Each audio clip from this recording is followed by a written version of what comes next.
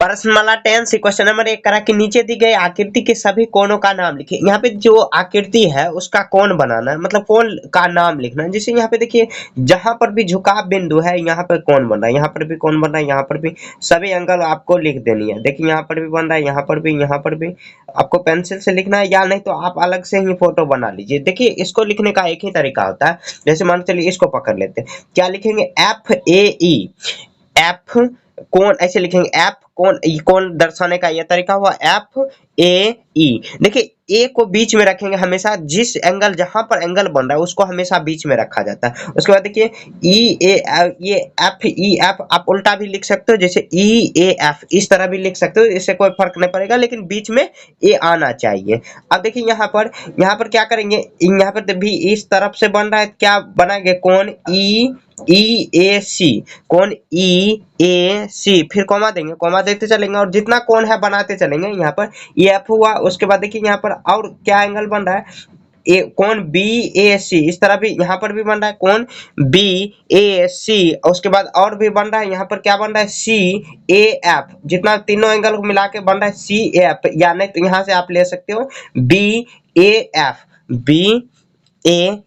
इस तरह लिख सकते हो। मतलब बीच में जो एंगल बन रहा है वहां पर लिख देना है। ऐसे 4 4 करके 12 एंगल इसमें हो जाएगा। यहाँ पर भी 4 बन रहा है, यहाँ पर 4 4 12 हो जाएगा ऐसे। यहाँ पर तो आपको ये बाकी सब लिख देना है। जैसे मैं लिखूंगा तो आपको आपका बहुत ज्यादा टाइम इसमें जाएगा, तो लेकिन आपको ये खुद से लिख देना। आगे ये सब भी एंगल बनेगा तो ये सब भी आप लिख देना। चलिए मैं आगे बनाता हूँ, नहीं बने तो आप कमेंट करके बताइए, नहीं बने मैं बता दूंगा आपको, ठीक है। अब देखिए क्वेश्चन नंबर 2 करा कि निकटवर्ती चित्र में, यहाँ पे जो निकट में है करा उन बिंदुओं को लिखिए जो, एक नंबर करा कि कोण, ये कोण का दर्शाने का तरीका हो BOE के अभ्यंतर में स्थित हो। यहाँ देखिए कोण BOE के अभ्यंतर, तो कौन कौन बन रहा है, क्या कौन सा यहाँ पे अभ्यंतर में बिंदु को दर्शाना है। देखिए कोण BOE के बीच में क्या है, D और E, अभ्यंतर माने अंदर, तो कौन है, लिखेंगे D और C, बिंदु D और C, इस तरह आप लिख देना। क्वेश्चन नंबर 2 देखते हैं करा कि AOF का बहिर्भाग में स्थित है।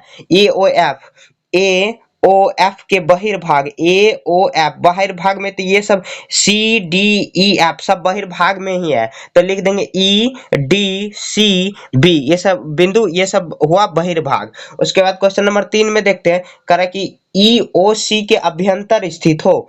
यहाँ पे क्या करेंगे, EOC के अभ्यंतर माने अंदर में, तो कौन बच रहा है, D बन रहा है, तो बिंदु D बन रहा है। तो इस तरह आपको सॉल्व कर देनी है। 3 बनाते हैं करा निकटवर्ती चित्र में, यहाँ पर जो चित्र दिया गया है करा 5 त्रिभुजों के नाम लिखे। त्रिभुज 5 त्रिभुज का नाम लिख देंगे, कुछ भी आप लिख सकते हो, जैसे FAD ऐसे लिखेंगे, त्रिभुज FAD।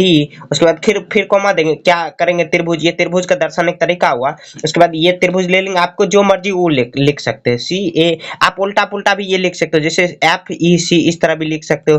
उसके बाद देखिए त्रिभुज क्या लिखेंगे, FED भी लिख सकते हैं, फिर कॉमा देंगे, क्या करेंगे, त्रिभुज EDB भी लिख सकते हैं। उसके बाद देखिए पूरा हॉल त्रिभुज पूरा लिख सकते हैं, क्या आ जाएगा, यहाँ पर क्या आ जाएगा, ये तो CAB भी आ सकता है। आप उल्टा पुल्टा BAC भी कर सकते हो। यहाँ पे हो गया क्वेश्चन नंबर 1 हुआ, ये क्वेश्चन नंबर 1 था। क्वेश्चन नंबर 2 करा कि 8 रेखाखंडों का नाम लिखिए। रेखाखंडों का नाम कैसे लिखेंगे, तो यहाँ पे क्या, जितना भी रेखाखंड दिया गया, जैसे AC रेखाखंड हुआ, उसके बाद फिर कॉमा देंगे। उसके बाद क्या करेंगे, ऐसे AB भी रेखाखंड खींच देंगे, AB। उसके बाद AD, जितना भी रेखाखंड है मतलब छोटा छोटा खंडन किया गया उस सबका नाम लिख देंगे।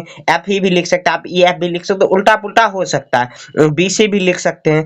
8 का है तो 8 आपको किसी तरह पूरा कर देना। AD हुआ, AD भी लिख सकते हैं, AD ऐसे लिखा हुआ, AB नहीं लिखा, AB भी लिखा हुआ। यहाँ पर और क्या लिखा हुआ, FD लिख सकते हैं, FD भी लिख सकते हैं। उसके बाद क्या लिख सकते हैं, CE भी लिख सकते हैं। 1 2 3 3 4 5 6 7 ही हुआ, एक और लिख देते हैं, क्या हो जाएगा, EC, यहाँ पे FE भी लिख सकते हैं, FE भी 8 रेखाखंड हो गया। अब क्वेश्चन नंबर 3 में करा कि 6 चतुर्भुजों का नाम लिखिए। यहाँ पर जो फोटो दिया गया उससे चतुर्भुज खोजना, मतलब 4 भुजा होना चाहिए। तो आप देखिए यहाँ पर भी सीधा सीधा खोज सकते हैं, क्या आ जाएगा, चतुर्भुज में चतुर्भुज का फिगर फोटो देना है, क्या आ जाएगा, ACED भी हो सकता है, फिर कॉमा देंगे। उसके बाद इधर भी बना सकते हैं, इसको भी बना सकते हैं। देखिए यहाँ पर ये छोटा सा इधर भी है, CFED, FED आ जाएगा, फिर कॉमा देंगे।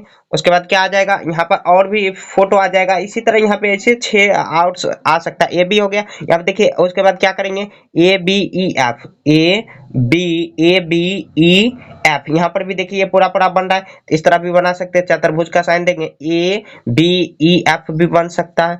उसके बाद कॉमा देंगे। ऐसे आपको थोड़ा बहुत आंसर से हिंट लेके बना देना, ऐसे बन जाएगा। नहीं बने तो आप कमेंट करके बताइए। इसी तरह यहाँ पे चुन चुन के आपको बना देनी है। अब देखिए क्वेश्चन नंबर 4 बनाते हैं। कह रहा है कि दो त्रिभुजों का नाम लिखिए जिसमें रेखाखंड EF उभयनिष्ठ हो।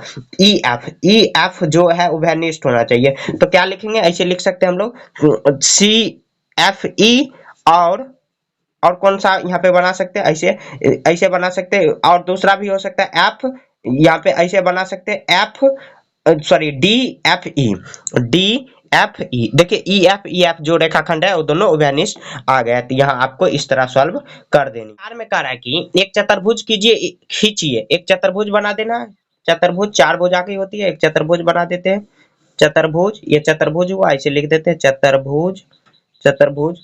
कह रहा है कि सभी शीर्ष बिंदु को लिखिए। पहले नाम लिख देते हैं। चलिए कुछ भी लिख सकते हैं आप, ABC भी आप लिख सकते हैं। यहाँ पे PQRS यहाँ पे कर देते हैं। आप क्वेश्चन नंबर कराए सभी, तो यहाँ पे क्या आ जाएगा, PQR और S।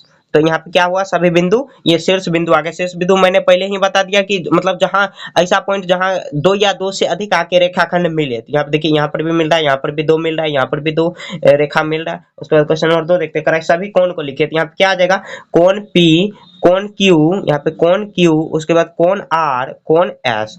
आप चाहो तो ABCD मान सकते हो, जो आपका को मानने का नाम है मान सकते हो। इसमें ये नहीं करा कि PQ ही मानना है। करेक्ट कि आसान शीर्षों के 3 युग्मों को लिखिए। आसान शीर्षों के तो आसान माने बगल वाला। तो यहाँ देखिए P और Q, ऐसे लिख देंगे P और Q।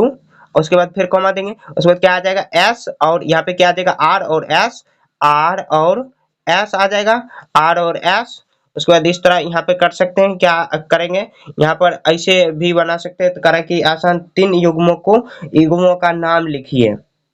देखिए क्वेश्चन नंबर 5 में करा कि किसी त्रिभुज में कितने शीर्षलंब होते हैं और किसी त्रिभुज में कितनी माध्यिका होता है। तो यहाँ पर देखिए ये वाला कंसेप्ट पहले समझ लेते हैं। यहाँ पर समझ लेते हैं। इसमें यहाँ पर देखिए करा, इसका माध्यिका यहाँ पे जैसे कि हम लोग शीर्षलंब कर रहा है, तो शीर्षलंब यहाँ पर देखिए, यहाँ पर डालेंगे, अगर कुछ नाम रख लेंगे इसको PQR, तो ये ऐसा आ जाएगा। यहाँ पे देखिए ये माध्यिका हुआ। तो यहाँ पर मतलब क्या, कोई भी बिंदु से यहाँ पर एक खींच देंगे तो ये क्या हो गया, यहाँ पर भी ये शीर्षलंब ही हो गया। उसके इसको क्या मान लेते हैं, चलिए A मान लेते हैं। और यहाँ पर भी, यहाँ पर एक और यहाँ पे पॉइंट खींच देंगे, मतलब यहाँ पर भी देखिए 90 डिग्री कोण बना रहा है, यहाँ पर भी 90 डिग्री बना रहा है, यहाँ पर भी 90 डिग्री बना रहा है। मतलब शीर्षलंब का मतलब क्या हुआ कि जो 90 डिग्री का कोण बना है सीधा सीधा, तो शीर्षलंब कितना हो गया, 3। और देखिए माध्यिका क्या होता है कि जो भी कोई भी ऐसा जो शीर्षलंब जिसको बीच बीच से काटा गया, जैसे यहाँ पर इसको आप अच्छे से आप पढ़ोगे तो आपको समझ में आ जाएगा। देखिए इसका ये काट रहा है, इसका ये काट रहा है, तो मतलब क्या, ये माध्यिका भी कितना हो जाएगा, माध्यिका भी